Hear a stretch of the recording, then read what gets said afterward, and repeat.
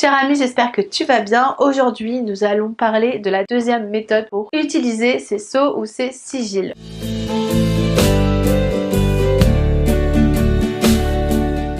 En ce moment, je vois énormément passer sur les réseaux sociaux des tatoueuses de sigils.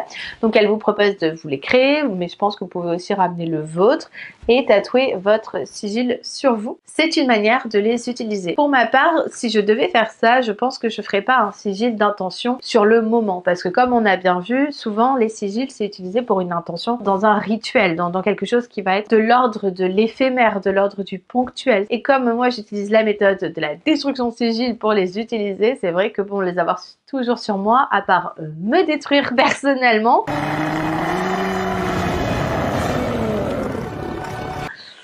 ça va être compliqué. Par contre, je trouve ça hyper intéressant quand on se sert de son sigil comme un talisman. Ça sera intéressant et à ce moment-là, ça peut être une intention qu'on veut pour toute sa vie. Donc ça va être un travail qu'on va faire un peu plus profondément sur soi, sur sa personne, pour travailler sur son être, ou aussi un sigil qui va nous dire quelque chose qu'on ne veut plus. Je sais pas, l'intention d'arrêter de boire ou de fumer par exemple, une intention de maternité ou une intention de plein de choses. À ce moment-là, se dire bon, c'est quelque chose qu'on va potentiellement garder toute sa vie comme un talisman sur sa peau. Donc à ce moment-là, c'est une très bonne utilisation des sigils.